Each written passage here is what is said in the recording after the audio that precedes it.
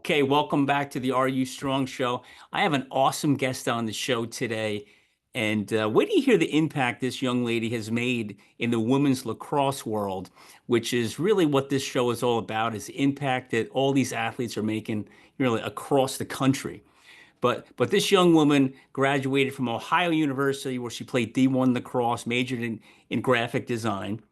But when she graduated, she wanted to continue to give back to the sport, where she went back to her alma mater high school to coach the lacrosse team. Now, wait till you hear this. This lacrosse team has gone to total 6 state championships, of which during this young lady's tenure, they attended three of the six and won one, right? And what's even more impressive is this program has sent 49 young ladies to college to play lacrosse. That's incredible. You don't find too many high schools sending 2 kids to play sports, let alone 49. Currently, she's an assistant volunteer coach at the University of Cincinnati for the women's lacrosse team, which how do you find time to work full time and volunteer at a D1 program that size? And currently the creative director at Landor, a company where they really what they do is the world leading brand expert. And we're going to dive into that a little bit. But listen, welcome to the show, Meredith Post. Thank you so much. And I appreciate that you call me a young woman or a young lady as I get closer to 40. I appreciate still getting that title. I would pay to be 40. You know, I, I'm excited. I'm good, excited. good. Well, I have a lot of questions to ask you. And when I open up the show, before I start peppering you with questions, I always ask the guests, hey, tell the audience a little bit about yourself, and then we'll kind of roll from there. Great. Yeah. So I am very proudly born and raised in Cincinnati, Ohio. Both my parents actually are native New Yorkers and All met right. in Cincinnati. So my sister and I are first generation Cincinnatians. And although I do feel like we definitely have the New York blood in us, that is for The New sure. York attitude. Oh yes, both Western New York and Long Island. All So right. that that is definitely present in our personalities. But yeah, so I grew up in Cincinnati. I was a kid that always loved to draw, and I was signed up to start playing soccer at age 4 because, as my mom said, in Cincinnati everyone played soccer in the 80s and 90s, and so we're a big soccer town. And it's really crazy just to think about how, what I do on a daily basis today. I have a profession where I'm kind of drawing, quote unquote, every day. I'm still being creative and I'm still involved with sports and being an active athlete on a daily basis. So I went to Sycamore High School in Cincinnati, Ohio, big public school. It's where Kevin Youkilis went for the baseball fans that All are right. All right. There you go. yeah. And let's see, I was actually one of the first women from Cincinnati to sign a national letter of intent to play women's lacrosse Division I in college. So Really? there in my graduating class, there were 5 of us that went on to play in college and signed national letters of intent. 4 of us were Division I. So we were kind of a group doing it for the first time together Yeah. in Cincinnati as the sport was growing. And yeah, I signed to play at Ohio University. We played in the American Lacrosse Conference, which was a pseudo like Big Ten. Yeah. Um, with Northwestern and Penn State and Vanderbilt and Johns Hopkins, Ohio State, among others. And it was definitely still a growing sport. We were one of, I think, 4 Division I women's lacrosse programs in the Midwest outside of Ohio State, Notre Dame, Northwestern. And Yeah.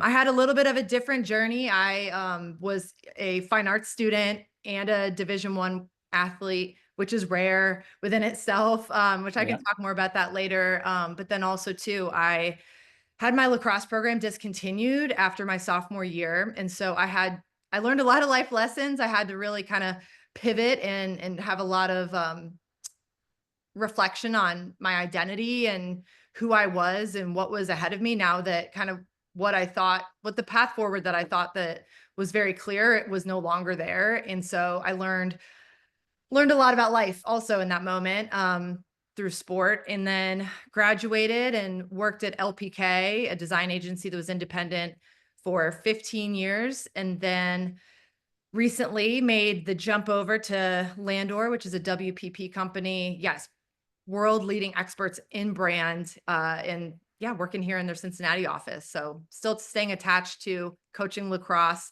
how I can. Like you said, it's Yeah, tricky, but I'm just grateful that they like to keep me around and that I'm providing some sort of value to the staff or the team. that's I mean that's a hell of a history, you know. So we're gonna bounce around a little bit. Let's You do know, it. we're gonna go to high school, college, after college, all kinds of stuff. But what's just really hitting me is 49 girls, NCAA athletes.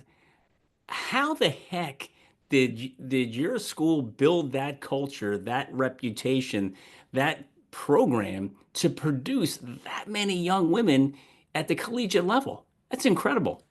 It's pretty incredible. Our head coach, he was there for 25 years. He also left after the last spring. But he's the whole reason why that number exists, right? And so he moved to Cincinnati. His name is Eddie Clark, and he played at Salisbury under Jim Berkman. For any lacrosse fans out there, he's a legendary Division III men's lacrosse coach. And Eddie instilled a lot of the foundational elements that really kind of help you be successful as a team in the game of lacrosse. Mhm. And a lot of it's kind of old school, like, put your bags in a line. It's kind of John Wooden-ish too. Like Yep. he would tell us to put our socks on right and to tie our cleats right. He Yeah. always wanted us to make sure that we were showing up, ready to outwork our opponent, even if we weren't more talented, and to carry yourself with class and respect your opponent, usually through your hard work, but you do things the right way. You have integrity. And so our entire coaching staff over the years, a lot of us were, yeah, I shouldn't say the entire, but a lot of us were former players of his over the years, because I think we saw the value in a lot of the Yeah. lessons that he instilled in us, and also saw how they apply to the real world, and even make it easy to play in college at the next level. And so we wanted to continue to pass that along and say, like, these lessons, this hard work, it pays Yeah. off. It gives you an edge in life, Yeah. which not many people get. But in terms of, lacrosse is a growing sport. There's a lot of opportunities in college. So we have a little bit of an advantage that there's Yeah. a ton of college programs, D1, 2, and 3, that are more than happy to take athletes that want to continue playing. But our program has a reputation of just developing great athletes that are coachable, that are going to work hard. And yeah, I would say that it all goes back to him. So I'm Yeah. very grateful to be a part of it for as long as I was. That's awesome. So I got to ask a crazy question. You might think, why is he asking me this? Is maybe it's just me, old school, coming out too.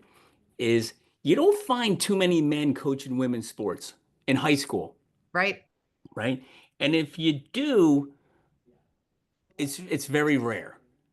So for a guy like that to be there so long Yeah. and to impact that many girls, what did he like? You're talking about lessons, values, which is cool. I want to hear about that. And what did you take from him? What did he bring to the team? What kind of things stood out for all these girls to say, I want to go play for that guy?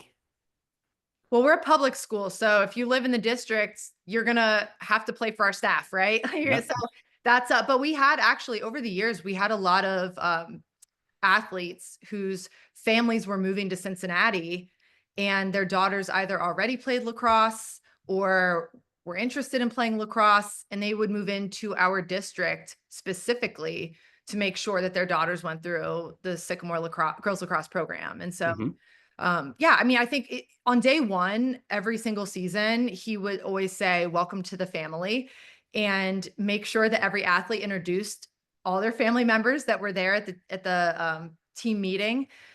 And I think that it really rallied everyone to realize that everyone's accountable to the success of this program and these young athletes. And that this is something that, we're all a part of, that's bigger than ourselves. It's what you love about team sports, is that you're not just there to clock in and clock out. You're a part of something bigger and Hmm. want it to succeed. And so everyone has a part in that, whether it's just showing up to games and cheering them on, or making sure that they have some Gatorade after the game, or a ride to practice, things like that. Everyone, is a part of that. And so I think that we all really loved playing a part of the family for as long as we did, and being a part Yeah. of it. Alumni always coming back. Actually, it was so funny.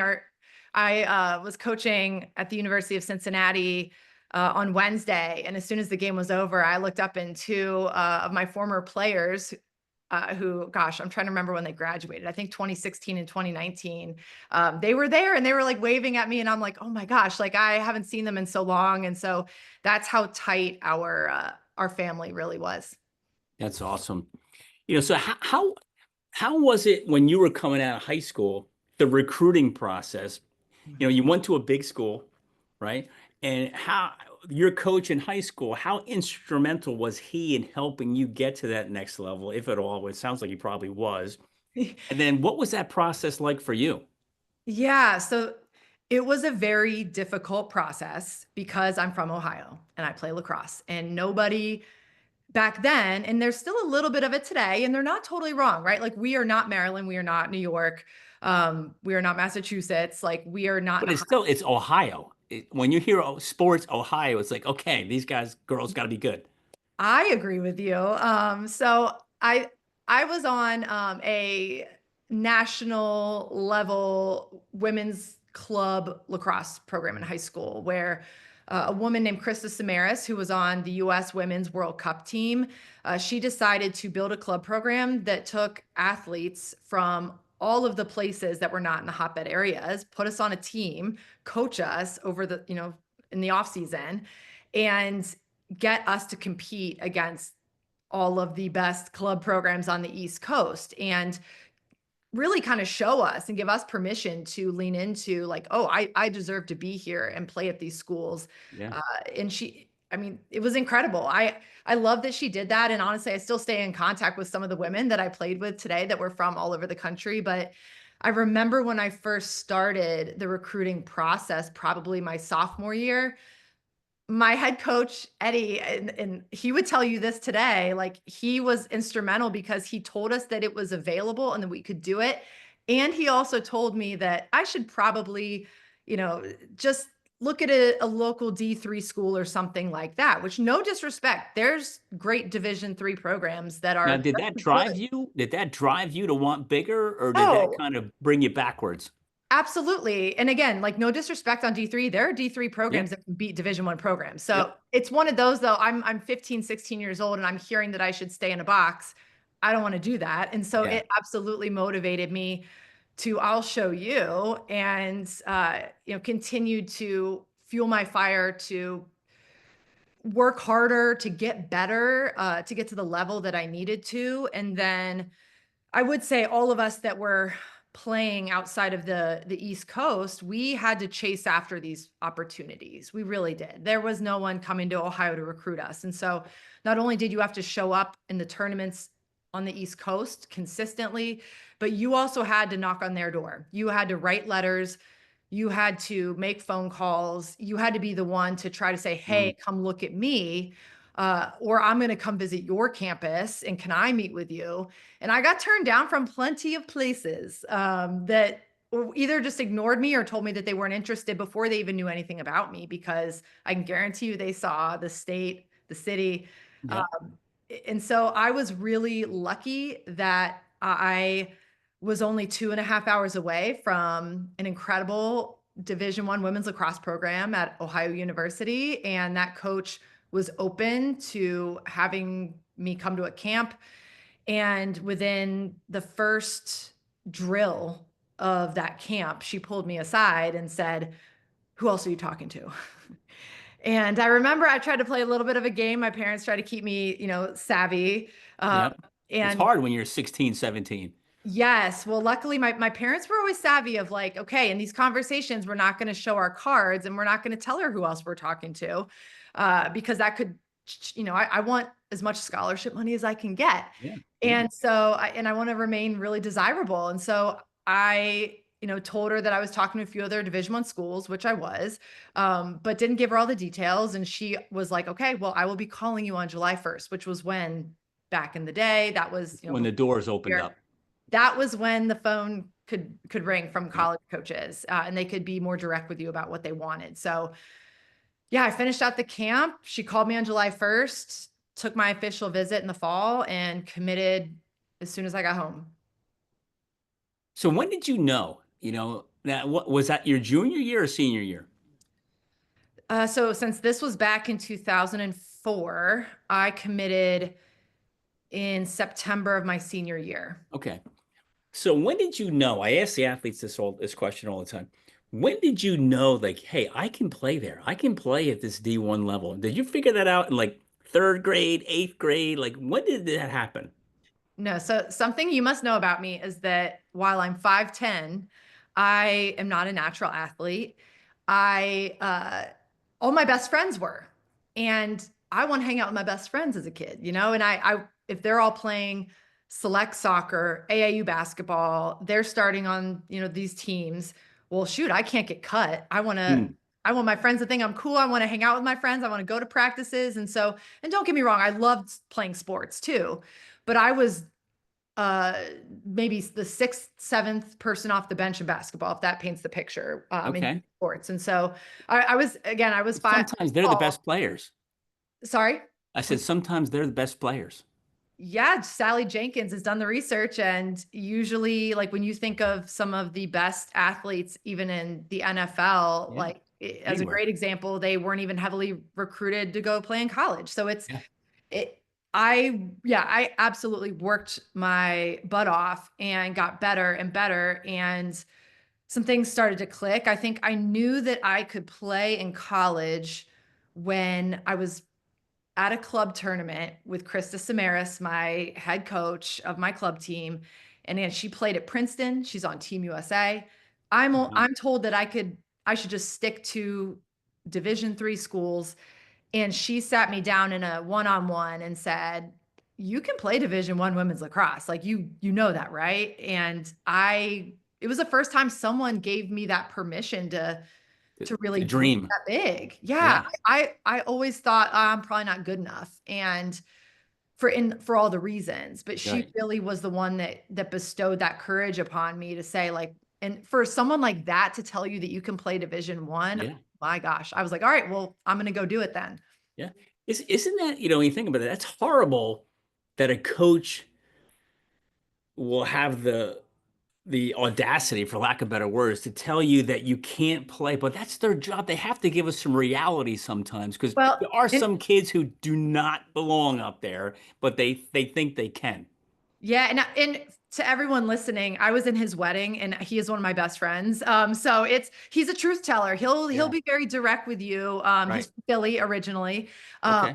But yeah, he's a truth teller, and also he played Division III, and he has always championed making sure that people would go places where they could play. And we're just gonna Yeah. go, oh, I'm gonna go play at, Northwestern and ride the bench and be miserable. Like, if that's what I want to do, and I Yeah. won't be miserable, that's fine. He would support that. But like, I Right. think and I'm using Northwestern because they were the best women's lacrosse program, a dynasty when I was there. But yeah, he wants to make sure that everyone remembers that, like, you don't just have to think that it's D1 or nothing, or that Yeah. D2 or D3 aren't good enough. Like, I think he Right. was trying to be honest with me and say, like, Right. you should really think about that. Right. So And some kids do think that way. It's D1 or nothing, right. Yeah. It and doesn't have to be that way. no, and you can play at two or three or whatever, and maybe you're having a better experience down there. Because Exactly. I would rather, even though I played at Maine and was great,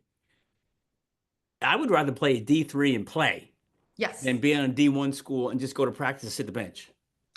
Yeah, and You know? I think it just goes to, like, when we talk about that number of all the young women that graduated from Sycamore Girls Lacrosse's program and went on to play at the NCAA level. I mean, there is a place for everyone. Yeah, And whether it's, we would have a lot of players that would go Division I to a brand new program that hadn't even started yet. And we would tell those coaches, you're going to love this kid because they Yeah. have leadership skills. They're going to be coachable. They're going to set the expectation for your program that is Right. starting next year. And so there's a place for everyone, no matter the Yeah. division or how young the program is.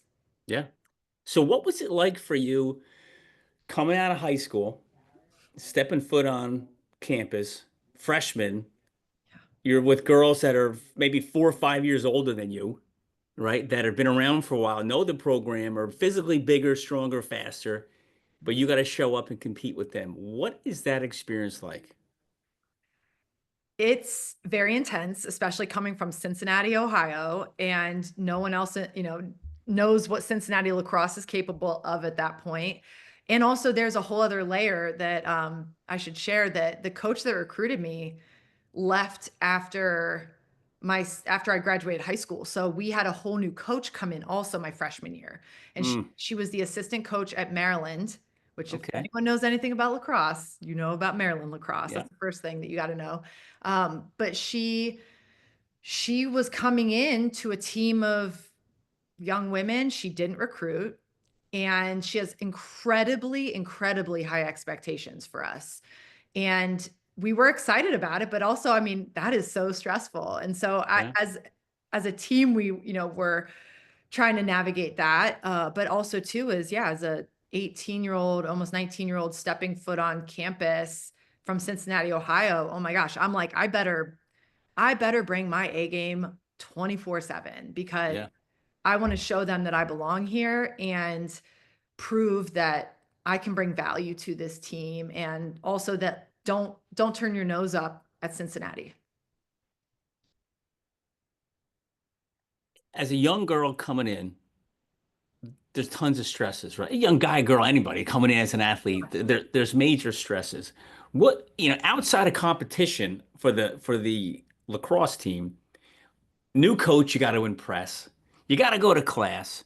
You have to manage, hey, I just moved out of mom and dad's house. I'm in a dorm. Like, what are the stresses that you deal with along with athletics? Oh my gosh, I would say my number one stress was the fact that I was a fine arts student. Being a college athlete, there weren't many of us. I think there was a one or two soccer players maybe that were in the same college that I was. But you can't do that work in study tables.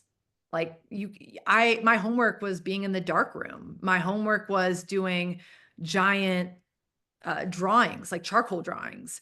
Right. So managing not only class and practice and conditioning, but at the same time, like I have 8 hours of study tables a week. Actually, I think it was 10 at one point because our coach layered on two more for all of us. Um, again, high expectations, high Were standards.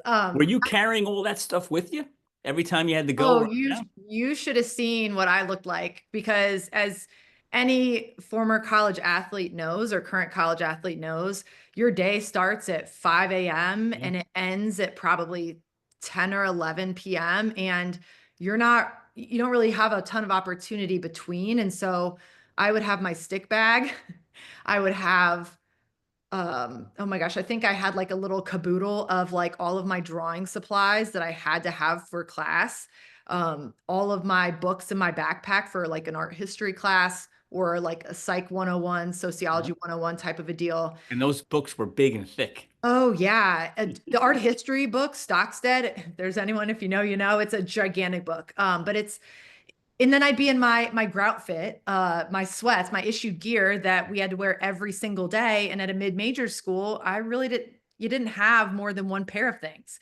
Now, And was that required? You had to wear that every day? yeah, oh yeah. Yes, we had Really?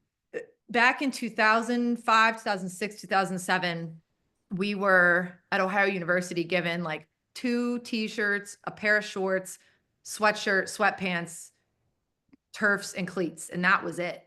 And that was fine. Again, we were happy to have that back Yeah. then. I look at what everyone gets now with Oh my NIL. God. It's like they get a wardrobe today. Oh my gosh. Well, and also I remember will never forget when I found out that the NCAA allowed snacks, and I'm like, oh my gosh, that was a big deal. And I Yeah. was jealous about snacks, but yeah, we had to wear the same issued gear every day. Punishment if you don't, which that's the discipline that's Mm. required. So I'm not trying to rag on it. So yeah, I had a uniform and I always tell people like I was kind of a black sheep in both worlds because in the dark room and in drawing class, I'm looking like a total jock in like gray sweatpants and a gray sweatshirt.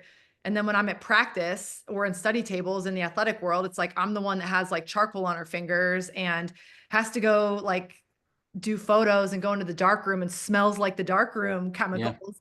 So it's honestly not that much of a or a black sheep, if you will. It wasn't Right. that bad. But it definitely, I felt kind of out of place in both worlds a little bit. Yeah, Yeah. it was a lot to try to manage. It's stressful, you know. And then as you get older, can you talk about, the progression of really understanding the program, understanding the requirements, understanding the way of life that you have to go through. When you're a freshman, like what's going on? When you're a senior, it's like no big deal. Yeah, I mean, well, and I didn't play my junior and senior year, and so I was like a normal student, which was a total, You're on vacation. that's what it kind of at first I was like, "Oh my gosh, what do I do with all this free time? Yeah. This is what college is? Like this Yep. is oh my gosh, I feel like I had a full-time job like my first 2 years." Yeah, I mean, when I think about how I managed those stresses my freshman, sophomore year, especially freshman year, and tried to make sense of my identity and how I showed Mhm. up in each world, trying to be my best, and follow all the rules and get good grades and get playing time and things like that.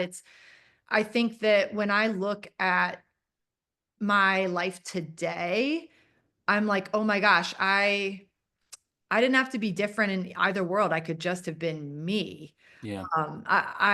It's what makes me unique, what makes me powerful, what makes me interesting, and just different as a person is the fact that I am, a person of multitudes. And I do believe everyone is. I think that it's magnified when it's like art and sports, like those Yeah. two things are not as simpatico when you first look at it, even though actually under the surface they're not that different. But I think that like I can't obviously do it all over again, but if I had to tell another graphic design student at playing lacrosse at a university and they're kind of feeling that tension and like I kind of feel Yeah. like an oddball, um, I would just say continue to just like grow through it, find your voice, and Yeah. embrace that this is something that's going to set you apart in both worlds. The fact that you are a multidimensional person and can do more than one thing, and you are more than one thing.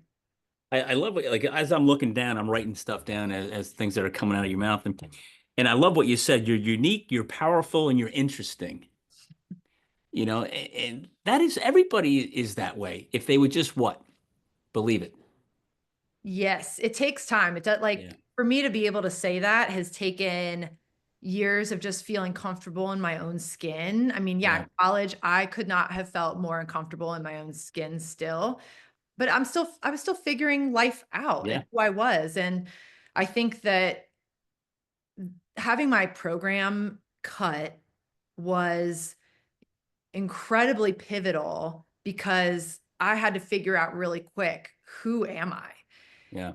I'm no longer Meredith Post, number 23, Ohio lacrosse player. I am, um, I just a student. And but what kind of student? I'm a graphic design student. I am an athlete still, and then I kind of had to take like the aperture of my life and just kind of make it a little bit bigger and kind of zoom out and be like, all right, like where do I want to go? What do I want to do with Yeah. my life? And Yeah. luckily it came at the right moment of like junior year when it's like, all right, like internships are starting to come into play and I'm going to have to get a job with health Yeah. insurance as soon as Right. humanly possible. So yeah, I kind of started to that kind of broke me down or kind of cracked the egg open. And then Yep. I could slowly start to put the patchwork together of Yeah. who I am and what my It's almost like rebuilding, right? oh yeah, Right. 100%. Yeah. So from a setback perspective, do you think having the program cut was your biggest setback there, or did you have others? That was the biggest setback. Okay. When you think about it, from 4 years old playing soccer to growing up and watching the 99ers, watching Pat Summitt and Gino Auriemma and, Tennessee versus UConn women's basketball, Yeah. playing soccer and basketball and lacrosse my whole life. And then working around the clock, AAU basketball, club lacrosse, signing that national letter of intent and what that meant for me, what that meant for my family, what that meant for, my high school program. How emotional was that? Can you talk about that? Because that is something that, and now that the kids, they take pictures, the coaches are there, parents are there, but it's typically a still shot. Can you talk about how that was an emotional impact under the roof at home when you said, "Hey, I got a scholarship to go to college." Yeah, I I don't know if it was super emotional, because, both my parents went to college. No one in my family had been a Division I college athlete before. And I also was raised that being a Division I college athlete was incredible in terms of an achievement, but by no means was that like the end game.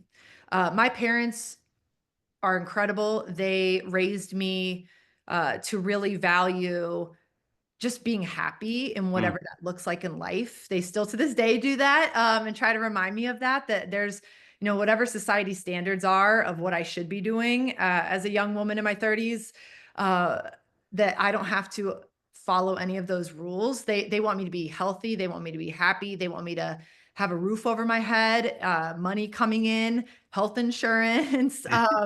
You can tell by the things that I'm naming. yeah, yeah, The scholarship was a big deal. That definitely, the financial implication of that was a big deal to my family, because I thought that was kind of a way to get paid back for all of the money my parents invested in flying me around the country, getting the rental yeah. car, all of those things, right? Like signing up the club and tournament fees, all of that A investment. lot of money, a lot of money. It is. And I don't know what that added up to or in relation to the scholarship money, but that was like, I kind of felt like that was my way of being like, thank you for investing in me. Um, because I was lucky. My parents, worked hard and Yeah. saved money for my college tuition and whatnot for my undergrad. They told me I wanted a new car, but they told me I couldn't get a new car unless I got a full ride. And All so I right. worked really hard to try and get a full ride. I did not get one. So I was still driving a Volvo 740 when I was 19, but it was a good car. We'll take it. It's a So good I car. will gladly take it. Yes. Yeah. Yeah. So transitioning out of sports, right? Mhm. I mean, I coined a phrase we may have touched on the phone, and I'd say it every time on the show, is athletes die twice. When they're told, because we don't stop playing sports because we choose to. We're told by somebody else it's over, you know, and it's Oh, either I you're, had that happen. yep, And either I very too clearly had that. slow, yep, Yep. you're either too slow, too old, too fat, too something. You're not good enough, and it's time to quit. But you don't want to, so we die then. Our identity is taken from us. We literally die as athletes, but we have to live with it, right? And then how do we handle it? So can you talk about that? Like you just mentioned, you were told it's over. Program was cut, Yep. done. Identity of what you thought you were, who you were, is gone. How do you transition with that? Who helped you through it? And how long did it take before you're like, you know what, I got this? Yeah. And it's not to go into too much detail of that moment. I mean, I'll never forget it being in the locker room, January 24th, 2007. Never forget the date. Everyone in that locker room, in the men's swim team, the men's indoor and outdoor track and cross country teams at Ohio University, like everyone's lives, the trajectory of their lives changed that night. And for me, it was okay. Like I came to this school for a lot of reasons. Lacrosse was one of them, but it wasn't the only one. And my parents always told me choose a school that if you have some sort of career-ending injury that you would still want to go there. And so Mm, that great was advice. phenomenal advice. And so I knew that, okay, well, lacrosse is going away. 22 out of my 28 teammates are transferring. What am I going to do? I did have my gut reaction was, I'm going to stay. I'm about to apply to my graphic design program because you get in after your sophomore year. I was about to apply. And I was like, okay, well, I'm just going to stay here and I'm just going to keep my scholarship because they were going to honor it. And I will just be a normal student. There was a moment, I want to say it was probably like a week in that, and by the way, my parents were fully supportive of that. Um, there was a moment where, because the University of Louisville and the University of Cincinnati were starting women's lacrosse programs the next year. And most of my teammates were transferring to the University of Louisville and the University of Cincinnati to start those programs. I had an opportunity to consider both of those. And I was having a little bit of a panic moment of, oh my gosh, like, am I crazy that I am not just going to go back to Cincinnati right now and start this women's lacrosse program? But if people that are listening don't know, the University of Cincinnati has one of the best design programs in the nation. It's called the DAP program. And what's tough though is that out of high school, I chose to not go there because I loved OU so much. And I would have to start my college education over because, at least at the time, they did not take transfers into that program. And Okay. I'm 2 years into college. I'm like, I have a great scholarship. But I had that moment of like, oh my gosh, am I being a fool? Like, is this like a moment that I should be going there? But like, it feels forced. And I remember I Yeah. called my mom late at night and woke her up, I think. And she just told me, she said, Meredith, lacrosse will always be there. Yeah. You, because I was starting to feel the grief of losing the game, but she was Yeah. right. I mean, I didn't play or coach for 2 years, and I studied abroad in Mexico. That I must have been fun. changed my life. And honestly, and when I talk about the trajectory of everyone's life changed in that locker room, when Kirby Hocutt, our athletic director, came in, stood in the hula hoop, by the way, and told us that our program was getting discontinued because we had a hula hoop in our locker room, because of course you do. Um, he stood right in the middle of it, which was just so weird. Again, we'll never forget it. But yeah, I think that my path was altered because I stayed and I said, you know what? There's a study abroad opportunity in the design program to Mexico next spring. I'm doing it. And I never thought of anything less. Not like I didn't plan it out. I didn't do pros and cons. I just said, yes, I'm doing it. I got into my major. I traveled to Mexico, lived down there in Cholula, Puebla for about 3 or 4 months, changed my view on the world, changed my view on art and design, came back, applied for an internship at LPK. And honestly, the rest is history. As you know, I was there Wow. for 15 years. So was anybody instrumental in helping you stay focused that way, or was it like you had to figure all that out yourself? Yeah, I mean, my parents are very instrumental, especially my mom was really guiding me through it. My dad is very encouraging, offers a lot of like business advice, business sense, business Yeah. savviness. Like I go to him for a lot of that. And my mom is really good at like tactical things of like, okay, like you just had an interview, you need to send a thank you card. Like it's like she would help kind of keep me on track. I think if I didn't have the support of both my parents, I who knows where I'd be, right? Maybe I would have transferred to a program and be in a completely different place. But I think one thing to note about losing the sport and losing our team and program and how everyone's lives changed, it was so devastating for, like you said, it kind of felt like we were dying, Yeah. like the athlete inside of us was dying, even though others continued to play. I will say that, like, I always think about this. As angry as I was at the time, there are children that live today that are on this earth that are only here because some of my teammates transferred and met their husbands on that new path. And Great way of looking at it. it's pretty incredible to think about, like, okay, like life still settles the way that it should. and people end up okay and people land. And life has that way of really kind of throwing you. And I mean, I still would pick up a lacrosse stick and play in a summer league or a collegiate women's lacrosse program in Cincinnati. Um, I definitely hung up my cleats when I was 28. I was playing in a women's post collegiate lacrosse game before a men's major league lacrosse game up in Columbus. And I got a stick to the ribs Oh, and it wasn't called by the officials and it hurt so bad. And I thought I broke a rib for a second. And I was like, you know what? I think I'm kind of done. Like I got done. to make the call then and it felt Yeah, I was at peace with it. So right. no one told me that I couldn't play anymore, which is kind of the nice thing again about lacrosse is there's a lot of opportunities to keep Yeah, as an adult. keep playing Yeah. until it hurts too much. Absolutely. Yeah. I was like, okay, I've lost my foot speed a little bit. I still have my stick skills. I'm still like, I All can, right. you know, Do you still get out there and throw it around a bit or no? yeah, but it is kind of funny because stick technology is a lot different than when I played. And so like I'll get like a new stick and then you have to usually break it in, which I don't take the time to do anymore. Yeah. And so if it's one of those where it's like, hey, can you throw the ball in on this drill? I'm like, oh my gosh, I better really do a good job. And like, because they have to respect me. And if I Yeah. throw the ball like haywire, they're going to think I'm terrible at lacrosse and not listen to me Well, can't you bring your old stick or no? no, you got to be cool. You got to have the newest technology. Like I have a mesh stick right now, which is like the men have always had, but it's newer to the women's game in the last decade. And yeah, you got to show up with the latest. You got to be hip. You have Yeah, to. I hear you.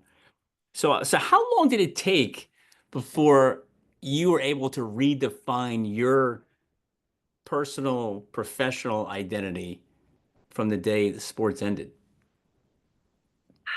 It's a good question. I think there wasn't necessarily one moment. I think that, for one thing, going to Mexico with a bunch of people I didn't know, really made me, eh, I don't know. I just kind of was at my most foundational self. Like there was no lacrosse. Yeah, I was doing art and design, but I was in a whole other country and a whole other culture. And it really makes You you, speak Spanish?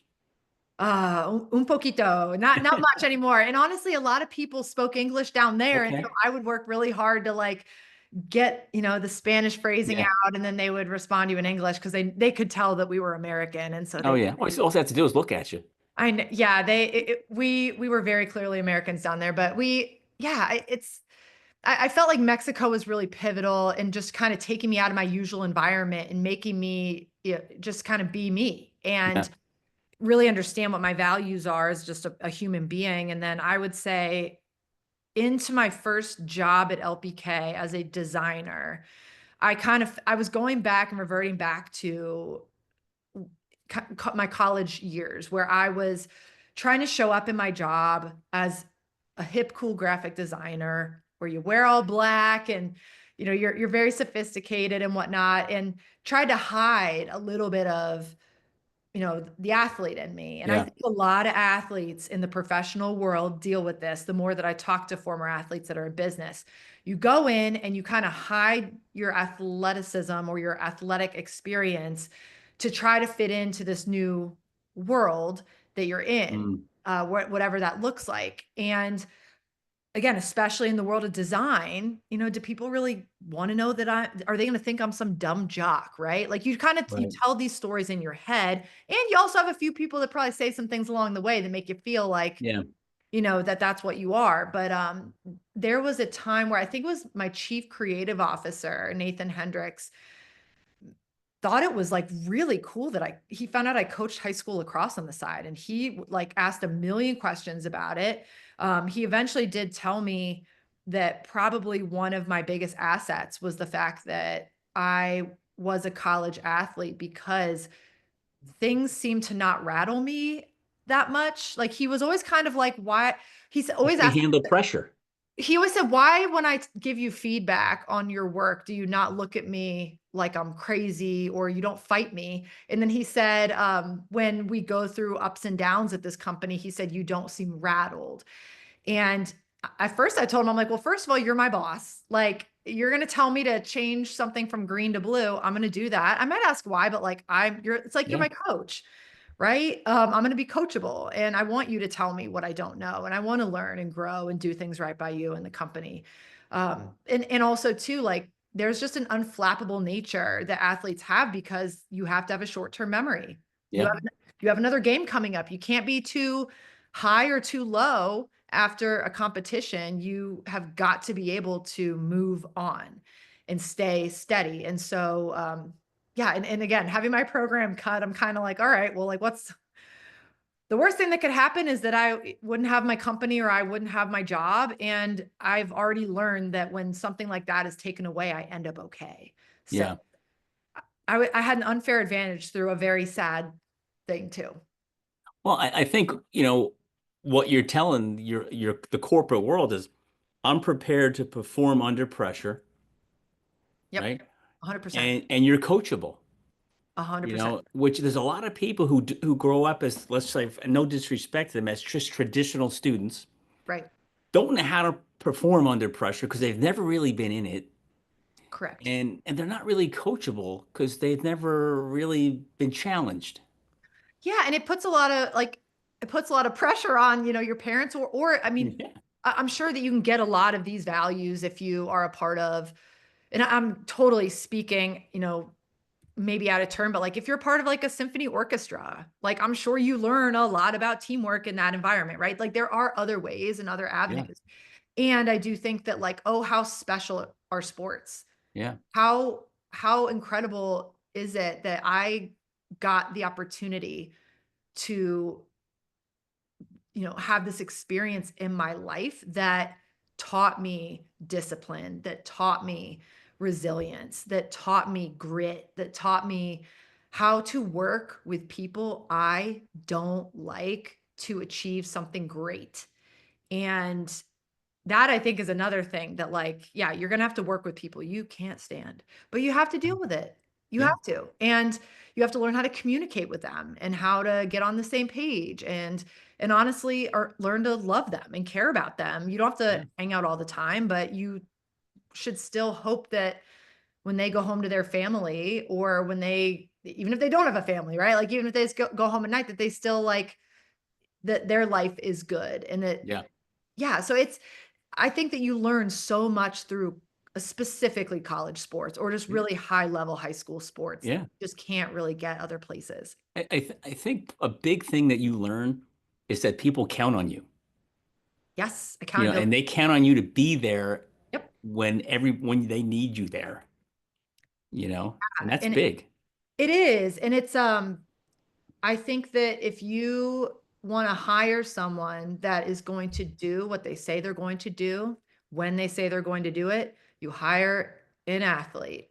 I mean, again, maybe someone also from our armed forces or someone who has, again, is maybe like in the music industry and Yep. again, something else similarly, but specifically in the world of sports. I mean, I tell young athletes all the time that are looking to graduate and are asking for advice. I tell them all the time, like, you don't have to go in and drop sports metaphors and they think that that's all you are is just an athlete, but like let them know that I am unflappable. I am resilient. I have a work ethic that is second to none. And I've learned as like someone that has recently interviewed since I have a new job this year and did some interviews late last year, like do not hide that. Like really be proud of it and be really confident that that makes you someone that people should be dying to hire and work with because Yeah. you can make a really positive impact with Yeah. those attributes.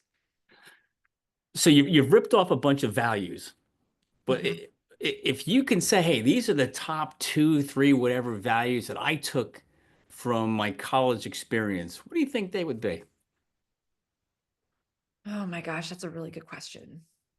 Because we get a laundry list of them. It's kind of hard to separate the top three, right?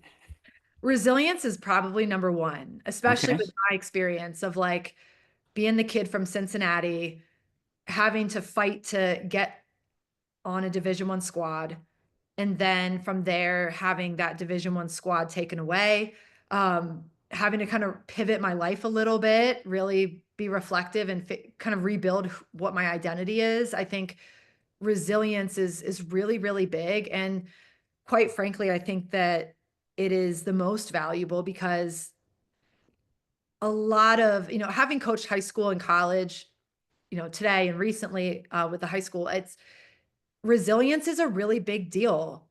It's something that I wish I had a magic wand and could bestow upon this younger generation, that when you do fail, it's okay. Yeah. Actually, like, it's actually going to point you in the direction It's how you learn. of winning. Yes, it is your best failure is your best friend. Yeah, it's your best teacher. It's not the end of the world. And just because someone scored on you, you might feel embarrassed, you might feel, low in your self-esteem because, yeah, you failed at something.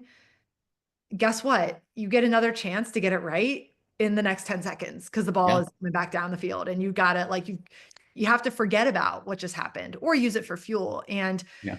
I think that that's something that, I don't know if it's COVID or just how a lot of younger people are being raised. And this is an overgeneralization. It is Yeah. not everyone by a mile. Right. But I do think for anyone that feels like they struggle with resilience, that is, in this younger generation, Gen Z, I would just say, like, the more comfortable you can be with embracing failure, oh my gosh, you're going to be so successful. Yeah. It's going to propel you, and you're going to have so much higher of a self-esteem and confidence because you know that you've been through it and you've survived and gotten out the other side.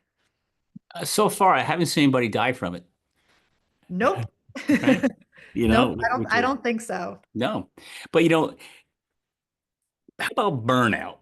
Because resilience could, if you're not resilient, I mean, burnout could be right around the corner. If you don't have the grit, burnout could be right around the corner.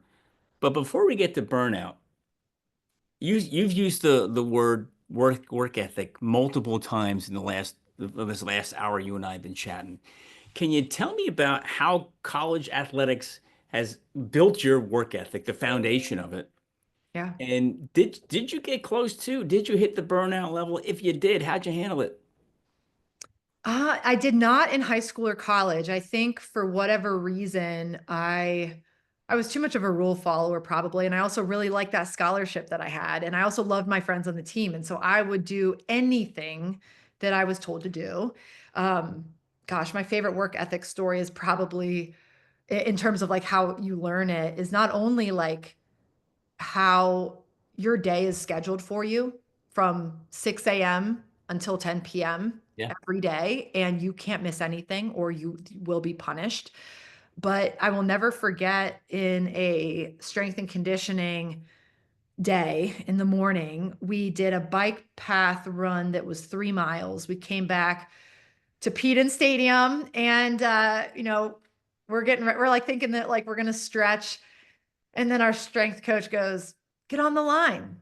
Oh God. And we're like, "Wait, what? Like, we just ran 3 miles. Like, what are you talking about?" And he had us then do full field suicide sprints, 10 back, Mm. 20 back, all the way up, all the way back down. And we didn't have time to process beyond just deer in headlights, like, oh my gosh. Now, And was there a reason for that? Was there something went wrong? Team had a loss, and maybe there's a our, punishment or something? It's just I let's think this just was go to work. probably like this was probably in the fall. I think Okay.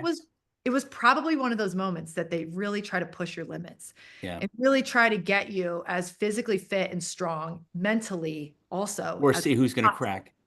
Yeah, and so and our coach, again, she was tough. She built our team to be a bunch of machines, and if you didn't want to, the door's right there. And so, again, like, I was going to do anything and everything I was told to do. Quitting was not an option for me Mm. for many reasons. I just remember, like, after that, I was like, oh my gosh, like that was just a normal Tuesday, if you will. Like, constantly being sore, being pushed to the brink, and just, yeah, you could like look at each other and be like, oh my gosh, like my legs hurt so bad, but like you didn't complain because you knew that the goal was to win an ALC championship, to compete in the NCAA tournament, to get into the NCAA tournament, but like compete and then win a national championship. And it's going to take extraordinary things. And this is one of those extraordinary things. And you're gonna have to work your absolute ass off to do it. And so yeah, I would say, like, to, the first part of the question with burnout, I don't even know, I didn't know burnout was a thing or that it Yeah. existed. Had no clue. No one, Yeah. we had a sports psychologist. He's actually like, I found out when I read, oh gosh, Phil Knight's book, when he was coaching Michael Jordan, and then when he was coaching, Kobe and Shaq. It's the same guy. I had no idea, but he would Yeah. come to OU like once or twice a year. George, oh gosh, I'm not going to remember his last name, but his name is George. And if you Google George sports psychologist, Michael Jordan, it's him. But he would come in and just talk to us about, resilience and Yeah. not even like mental wellness. Like he really Yeah. didn't even get there. And he just visited. Now at the University of Cincinnati, there's like 2 or 3 people on staff full time. That's awesome. And so think of how far we've come. But like Yeah. I did not even know burnout existed. I wasn't even really familiar with depression. I think that in the real world, like I found out very quickly what those things are in terms of specifically with burnout, in terms of like, Yeah. wow, I can run myself into the ground really easily. Like that is, I'm good at it. Yeah. And And you don't realize you're doing it.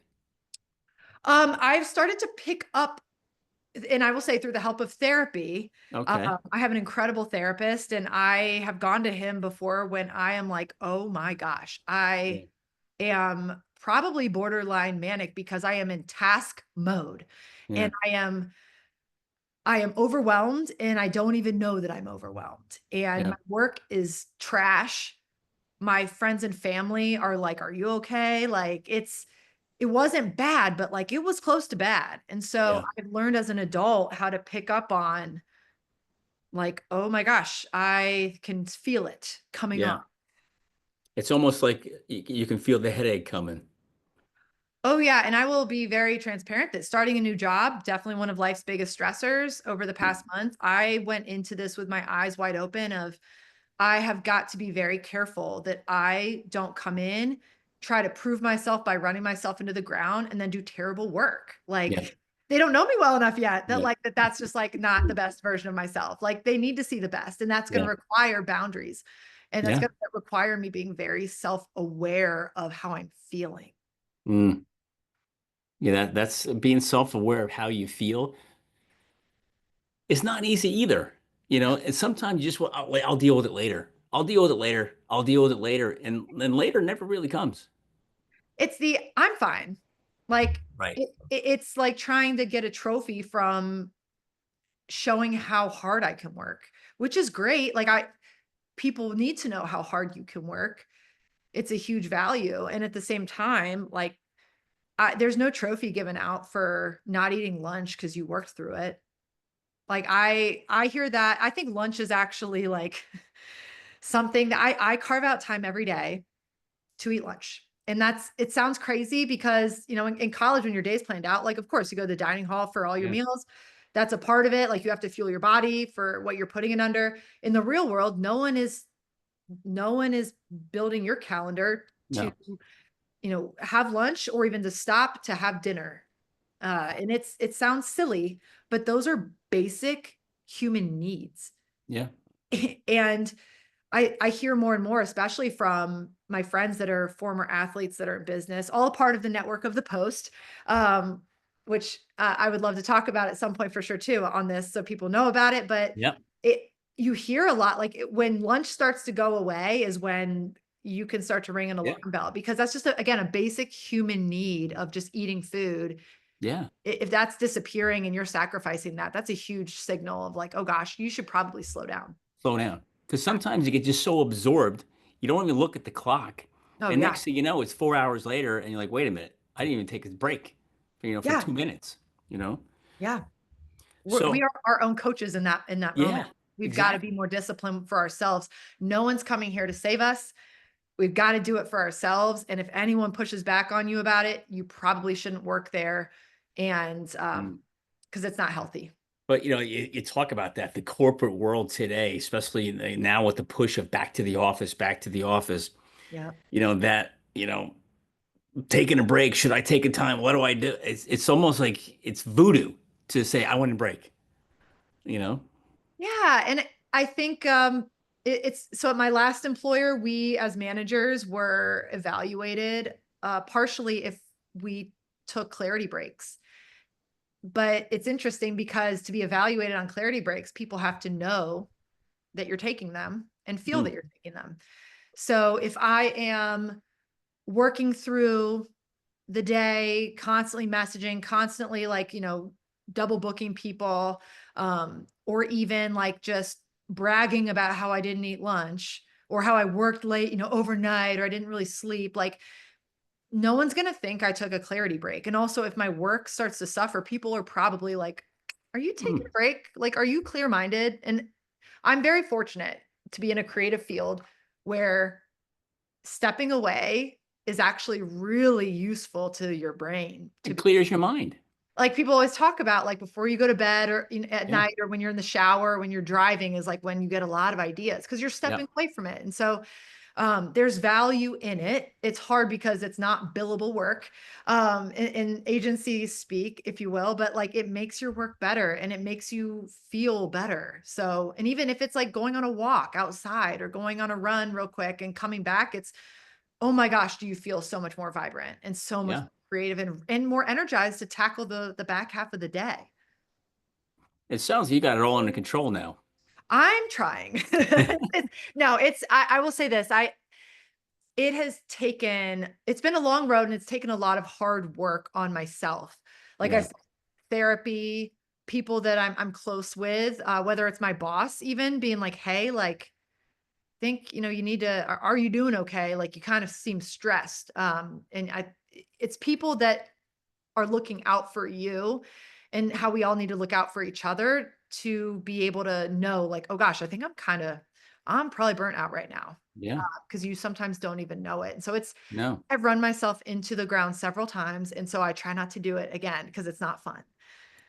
So how did you rebuild your identity? It sounds like, yeah, you got, I don't want to say compartmentalized, but you have it systematically structured now.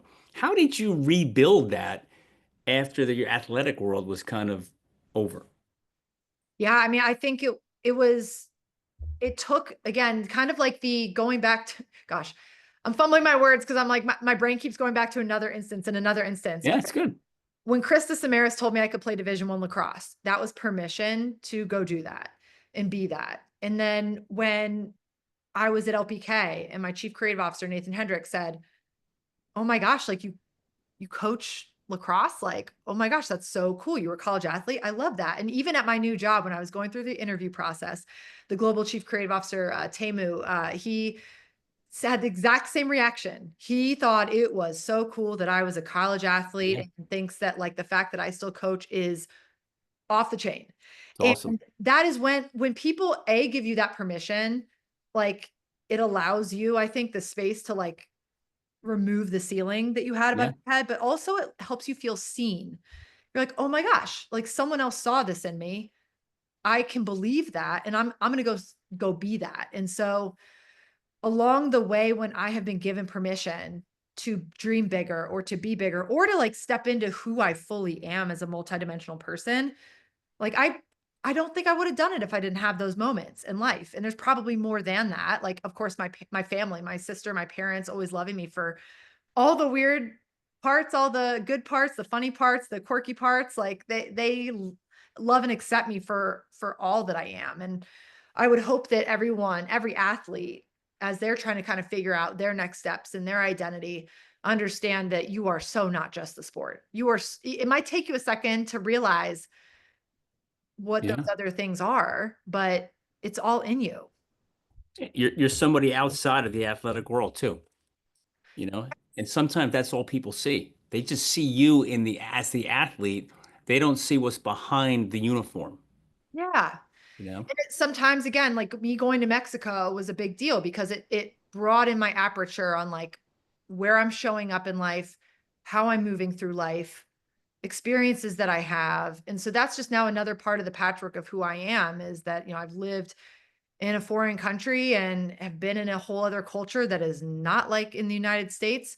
Um, and so, yeah, there's a lot of things that you can, if you choose to broaden your aperture, you can find out like, wow, like I am so much more than just one thing. Yeah. And you don't need somebody else's permission, you You know? don't, but I will say it is Feels hard. good. And I have learned to try to do that for other people. Yep. So those, going back to the beginning, those young women that I've coached, and they're not sure if they are good enough to play in college, or like, I don't know if I want to like do it, and I can tell them like, you can do it.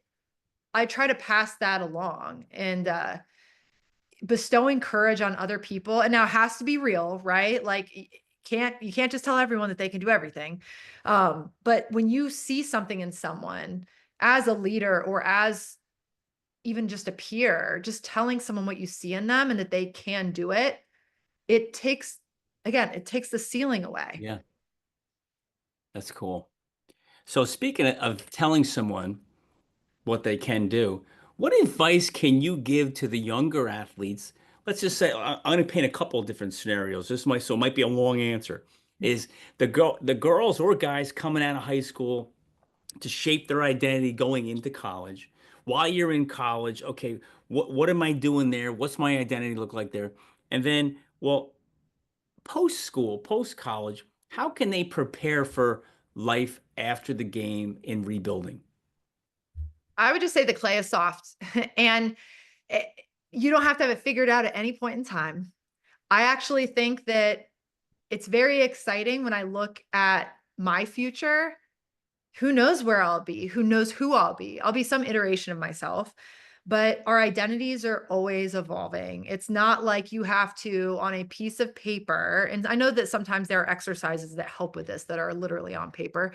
But I do think that you never have to, like, put it in stone, we'll say Right. that I am Meredith Post and I am lacrosse and I am design, period. That's where it ends. No, that's so not where it begins and ends, right? Like, I'm even more than just that. Yeah. And so are you, right? And so the clay is especially soft when you're in high school and college, and say yes to a lot of different experiences. If you're a high school athlete and you're not sure if you want to play in college, just do it. If you're not sure if you can fit in a study abroad or an internship, do it. So I would just say to try all the things. Um, that's where you learn, and you learn what you like, you learn what you don't like. Yeah. You might have that oh no moment of like, am I making a mistake? Talk to, a loved one or someone that you trust or a mentor about it, but go with your gut. Yeah. Gut. I mean, I love what you said about, the Nike, just do it, right?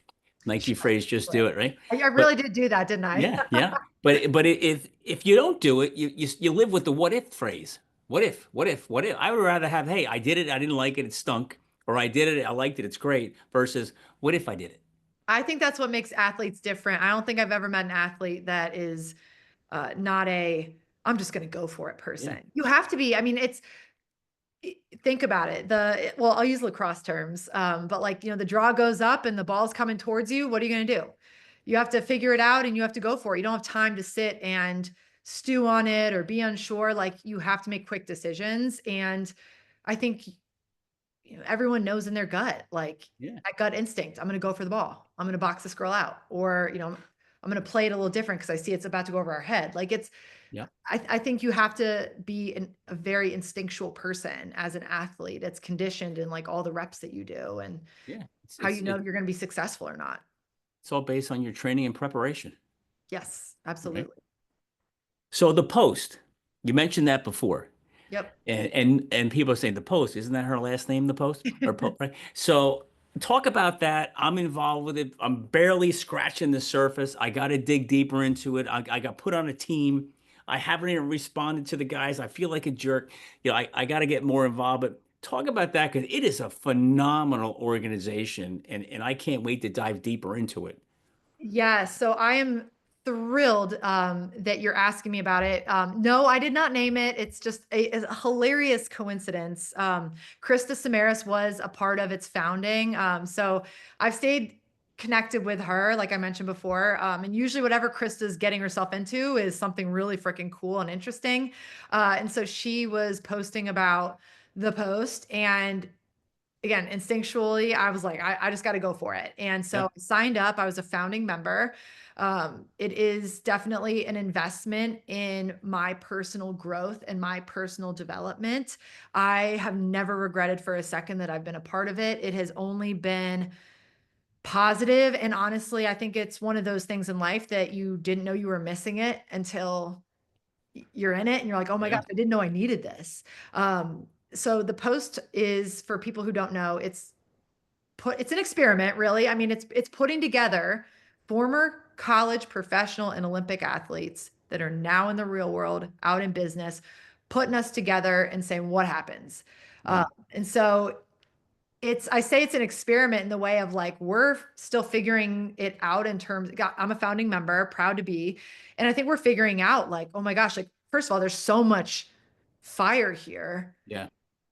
How can we continue to grow this thing and make it as powerful as it can possibly be?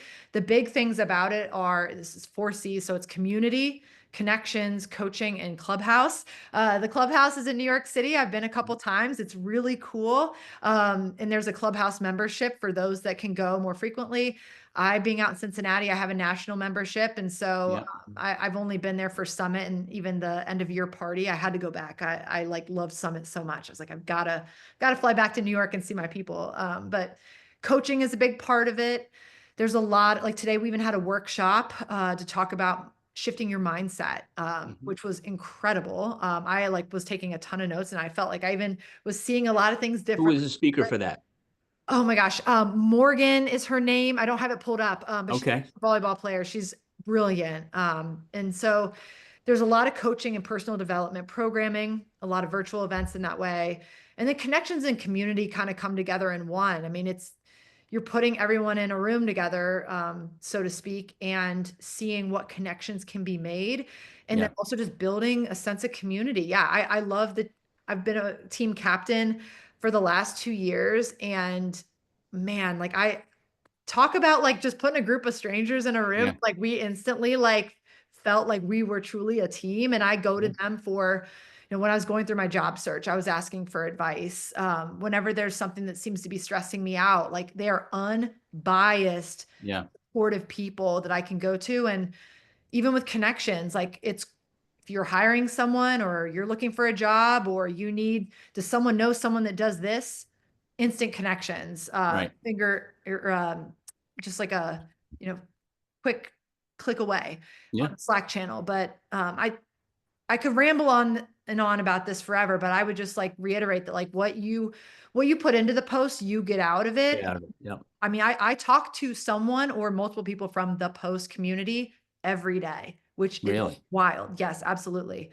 Made some incredible relationships already out of it. And I think there's like over 500 members now, right? Over 600 from what 600. I just checked yesterday. Yes, it is growing, but they are doing a phenomenal job of making sure that it's not just for anybody. Right. You really have to be someone that wants to be a part of this community. Yeah. We're not here to be salesy to each other. The connections are genuine, Yeah. and mindset and ambition is you want to continue to be better and be around like-minded people. It's so cool. It's the coolest. I'm You so know, glad you're a part of it. yeah. And when I interviewed with Christian, I think I told you that story, right? And I'm like, this is kind of cool that you got to be interviewed to get into this group. It's not just like anybody gets in, Correct. and it's like it could become an extended family over time. It is. I honestly do kind of feel like some of the relationships that I have made from the post are some of the deepest connections that I have at this point in my life. Like it's, Right. you're always making new friends and Yeah. will come in and out of your life. But I would say that like a lot of my co-captain, my teammates on team 13, I would say that like some of the women that I've met that are former women's lacrosse players, there's a couple other Ohio Bobcats in the mix also. And Cool. even just, I've met a couple people that are in the creative world that are also former athletes. And oh my gosh, we instantly connected, Yeah. because again, there's so few of us that like if you're a creative and a former athlete, like we're Yeah. probably going to be friends. So I mean, the synergy, the likability, the commonality just overflows. it does. And it's Yeah. the most wild thing. If someone's considering doing it, the most wild thing is that you do a virtual coffee or you meet them in person, maybe at Summit. The speed to emotional intimacy and connection is unbelievable. Yeah. because I think, again, they've done a really good job of curating the community that like you kind of feel like over a phone call that you've known the person forever, or you feel very Yeah. comfortable with them because, oh my gosh, like we're all kind of here for the same reasons and we're Yeah. all very similar minded people. Yeah. But I think out of the 600 members, everybody's has what I call joint suffering, right? As we've all gone through pre-seasons, post-seasons, like you said, the workouts, the running, I don't care what sport you're in, everybody suffers physically somewhere. I have to say that there's been a lot of stories swapping about punishment runs. Right. And Exactly. yeah, we've swapped stories about places that we've had to stay in hotels in like Yeah. college towns that were terrible. Yeah. But also too, this past summit in October in New York City, all of the former women's lacrosse players got together and went out to dinner one night and just went around the table telling all of the horror stories of we did this Yeah. or someone on our team did that. And man, did we have to run for days. And Yeah. we were just cracking up because I will say, I think some of the newer members of the Post, some of the more recent graduates, they weren't sharing the stories. And I don't Because know. they didn't do it. I was gonna say, I'm like, No. maybe because like Instagram didn't exist yet when I played, and like we had AOL Instant Messenger away Yeah. messages that we'd get in Right. trouble for, or like Facebook pictures that we'd get in trouble for. But like we were a little bit like running wild a little bit, and because we weren't really checked, but oh, we were checked when we were, and Yeah. but I don't think they do it as much. I don't think they get in Well, trouble. the punishments today, the coaches just aren't allowed to do certain things, and they'll get fired because the athletes will rebel and get the coach fired. You Yeah, I'm know? not gonna lie. I do believe that my I don't say my generation because it's probably more than just my generation, but it's yeah, we might have had an unhealthy relationship with pain and suffering. It might have been a little too much. Like I mentioned, like some of the things that we had to do, like Yeah. sprint for 45 minutes for a punishment run and do 25 push-ups and 25 sit-ups on every end line in the pouring rain at 5 in the morning because someone broke a rule on our team. She knows Yeah. who she is if she's listening. But it might have gone too far. Yeah. However, I will say I am proud that that is something that I've been through. Yeah. That I know I'm tough. I'm battle tested. I've Yep. been through some stuff, but I didn't do it alone. We did it Yeah. together, and that's I think again what it boils down to. One of the Yeah. benefits of team sports. And that's what it's all about. It Is is. it's the team, the camaraderie, the relationship, and I say, hey, I'm closer to some of these guys that I played with than I am with anybody else in my life. And it's just crazy how that will continue. Yeah. 20 years from now, if you run into a girl you play with, you're like, oh my God, it seemed like yesterday.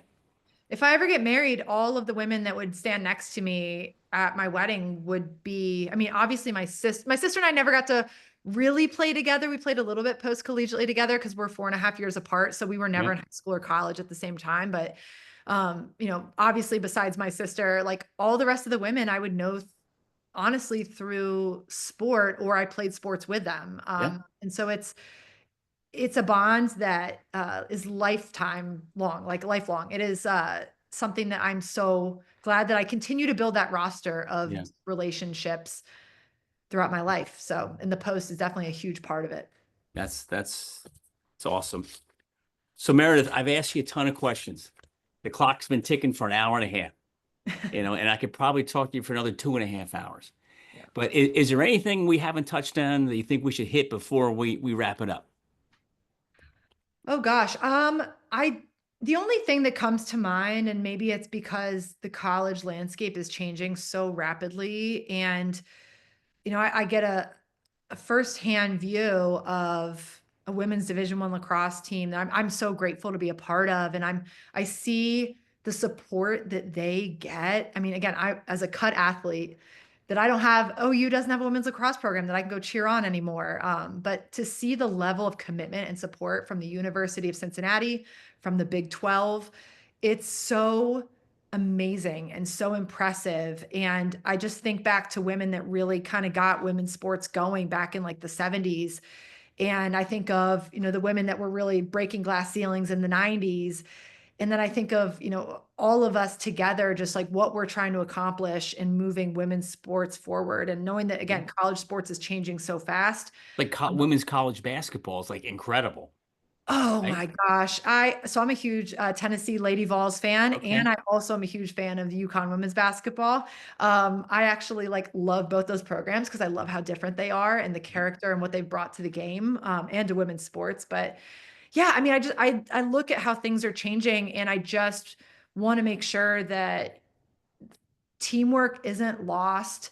As transactional as things can get now with transfer portals and NIL money, and as incredible as that level of support is and those things are available, I just hope that all of those intangibles that we talked about, all of like the discipline, the commitment, um, the teamwork, the love for your teammates, that they will be the people that you're still talking to Yeah. when you're old.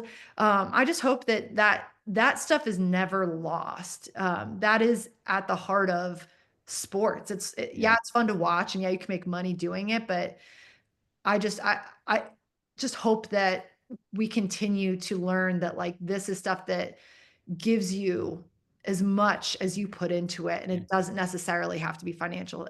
It should be financial. Pay the Yeah. women, Pay them. pay the athletes, no matter their gender. But Yeah. yeah, I really hope that this does not. When I think of the NCAA and where it's going in the future, I Yeah. just really hope that it doesn't get to this transactional space where that's all people care Yeah. about. I just hope they just keep the foundation of it solid, Yeah. and it looks like it's going to lean towards the professional style world. But, maybe they'll put some guardrails on it to maybe if they give the coaches a retention bonus to retain their athletes versus they're all out in 12 months or 2 years and gone. They'll figure something out, but I think the foundation of team I think that is always going to be there. I hope so. I think, again, I go back to what my high school coach, Eddie Clark, said day one when I was 15 years old on a varsity team for the first time. And he just said, "Welcome to the Yeah. family." And yeah, again, we were a public high school, so no one was really going anywhere. We were gonna be committed there. Of course, anyone could quit, but like we were committed to something bigger than ourselves, and Yeah. that's what made it special. That's what made it great. And through the ups and the downs, through the hard days, through the losses, come the victories and the Yeah. championships and the lifelong relationships that I could pick up the phone and call any of them right now, and the women that I played with, and it would be like it was yesterday because we've Yeah. been through so much together. So Yeah. I just hope I hope that those things stay true. Well, if we all keep working on it together, it will. And that's what the post is all about. It is. Yeah. Yes. You know. So Meredith, thanks again for being on the show. This has been an awesome time, and I can't wait to pump this one out there and everybody hear your story. It's incredible, and then the value you're bringing to the girls today. I hope they understand it and see it. Sometimes they don't until later on in life. But I'm sure they're feeling it when you're out there on the field with them. So thanks for being on, and I hope to see you at the post. Yes. I'll see you at the clubhouse, hopefully for Summit this fall. Would love to have you there and meet you in person. And yeah, thank you for doing this podcast. Thanks for having me on. I think it's really great to be able to, demystify some things for athletes. Yeah, It's what we do is not easy, no, and the more we can lean on each other and support each other, the better it'll all be. yeah, So yes, that's it. I'm grateful for what you do. Well, thanks for being on, and I'll see you at the post. Sounds good.